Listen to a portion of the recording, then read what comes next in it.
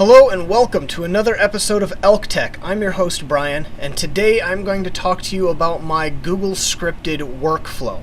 So originally we looked into a bunch of different applications, many of which were paid, to try to get us what we wanted in a workflow where we'd fill out a form on the teacher's side or the staff member side, and then be able to actually send it to corresponding people for approval. And we just couldn't find exactly what we needed or what we really wanted. So I came up with this through Google scripting, and I'm going to kind of take you through it. In this video, this is going to be more of the administrator and tech portion of it, alright? So if you're looking more for the staff member side and what they see, then what you will need to do is you'll watch the other video that I will post in another comment a little bit later on. I need to make that one here probably a little bit after I make this one. So let's go ahead and get started. I apologize in advance, this might be a little bit longer than I normally make a video just because there is quite a bit to this, alright? Make sure that you also check out my website, which is also in the comments below. That'll actually take you to where the scripts are that you can just copy, paste, and modify as you need, okay? And now I'm going to show you how it works. So initially the staff members come and we have a form. So this particular form happens to be for a course proposal. So at our high school, when teachers want to teach a new course that isn't offered, they can basically come in, fill out this form, and put in a proposal of what they want to actually teach. So here it's just a normal form right here. If I do go to the tools in the script editor, I do have a small script in here. Nothing too big. It's basically just an email that gets sent to our secretary, who then gets an alert that says, hey, somebody submitted a new course proposal. Alright, then the secretary already knows what folder all of those get saved in, so that they can go back, find all of those new course proposals, and be able to make the first initial click of a button, and I'll show you kind of how that works as well. So what we have so far is that your staff members come in, they fill out the form, they click submit. What then happens is that an email gets sent to your secretary that says, hey, someone submitted a new course proposal. Alright, so then what we have is I utilize Autocrat, which I have another video on Autocrat as well. You can go and check out my my YouTube or my website to find that as well. But Autocrat is a nice application that will take all of your data from the spreadsheet that it's going to put it in, which just doesn't look nice, and it's going to put it into this nice generated format right here. So that it looks nicer. So I'll show you an example here of one that was actually filled out. You can see it automatically fills in all of the answers, puts in all of this syllabus information, so that as the administrators come in and they go to start reading this stuff, it looks nicer. It's a nicer format, it's easier to read, and then what we wanted was we wanted more of a flow. So unlike what most workflows are able to do, we're able to completely customize this based on us. Now, one of the things that I should mention is that all of the users I put into a spreadsheet beforehand, a Google Sheet. That Google Sheet just has a list of every name, then the email address and the title of everybody that's needed for any of my workflows, so that I'm always just basically accessing that. And I'm going to show you why that's important here in a little bit, okay? So I created a couple of buttons right up here. We'll go into the actual script right here. And you can see that basically it is a rather long script, and it's going to do a couple of different things. So as your secretary gets this, she comes in after she gets that email, she sees it, she goes to this authorized here, and she's going to click on this ready send to principal. So then what's going to happen is as soon as your secretary clicks on that button, an email is going to get generated to the principal, which is in a nice format. It's going to have a link to this document, which is something we couldn't do straight from the form submit. You might have a better way of actually doing that, but as far as I understand it, Autocrat hasn't actually created the document yet, so therefore there's no way to grab that link from the document to actually send it in the email on form submit. That's why it goes to the secretary first. She has to then come in and click that ready send to principal. So the principal then comes in, reads it over, say they like what they see.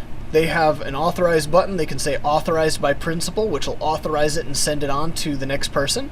Or they could deny it. And in that case, what's going to happen is well, obviously running a script, we have to allow it. They're going to get this pop-up box right here that's going to force them to enter a reason for the denial. And once they do that, they're going to put that reason in there, and an email is going to automatically get generated and sent back to the original sender that actually says why it was denied. So maybe there's no funding this year and the principal wants to say, hey, we don't have the funding this year, why don't you resubmit this next year, so on and so forth.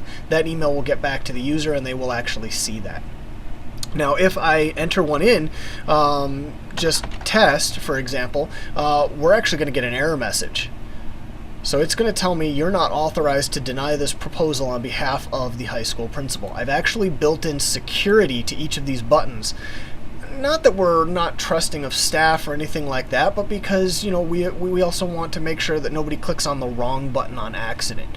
You know, denied by director of technology. Then when the staff member wants to know, you know, more in-depth reasoning, they don't go to the director of technology when it may have actually been the principal that denied it.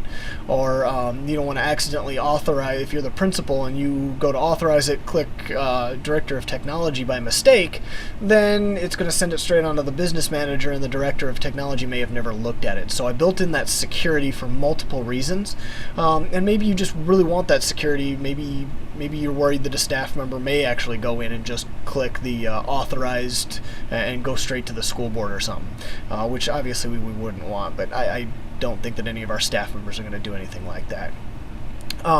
We also have one down here that requires correction. So if, as the principal, you go through and you notice a bunch of spelling errors, a bunch of grammar issues, and you want all of those corrected, you could click on the requires correction button, and it's going to ask you again to enter a short description of what needs to be corrected. You can go through, put all that in there. I'm going to hit OK, and it's going to give me that same error message because I'm not the principal. And then it's going to take that the original sender and it's going to send them back an email that's actually then shares the document with them, because at this point it's not shared with them.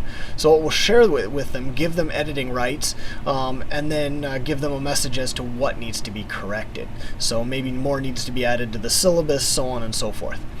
From there, the person who is submitting this can go in and resubmit it to whomever actually denied it, and it will then send them a message back with a link directly to the document, so on and so forth. So it's a really nice flow. As people come in and actually authorize this, you'll see at the very bottom there is an actual authorized table down here, and it will, based on that Google Sheet that I was telling you about in the beginning, that has everybody's title, it has their name, and then it has their email address. Based on that, it'll go ahead and grab the principal's name, put it in there, and then it will date it and timestamp it as to when exactly they actually went in and approved that. So it's really kind of nice. As they approve it, it'll put that information in there, then it will send that message on to the next person in the list, giving them the link, giving them everything that they need, and saying that you approved it, and now it's up to them to review it. So again, a really nice workflow. I do have a little bit more built into mine that you may not need. My secretaries also wanted another spreadsheet to actually stamp a date in there every time there was an approval or a denial, so they could just go and look at that spreadsheet to see where all of the various forms are at. You may not need that. You may want that. If you are going to copy my script, though, you do need to know about it, because you may want to get rid of that in the script. It will shorten it up a little bit for you, maybe uncomplicate some things.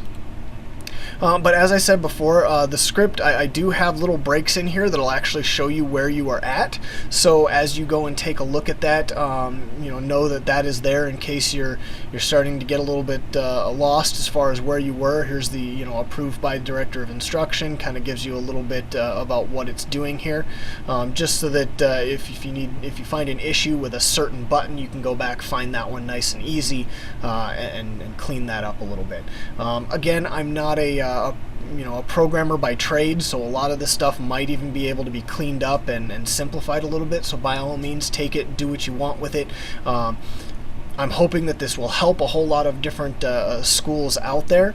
So yeah, again, I hope that this helps. So check out my YouTube. Go ahead and follow me. Also, go ahead and check out my website. I've got tons more videos on stuff like this. I've got some other workflows on there, such as, I think I have a bus request on there. I've got a couple of other workflows as well you can always check out, as well as other scripts for account automation and lots of other stuff. So check it out. Like it. Follow it. Thanks for watching.